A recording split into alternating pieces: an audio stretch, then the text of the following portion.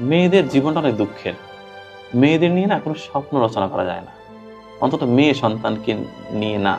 কেননা মেয়েরা আসলে তার জীবনের কোনো কুল কখনোই ঠিক রাখতে পারে না। বাবার সংসারে একরকম অ্যাটিচিউড করতে হয় তাকে।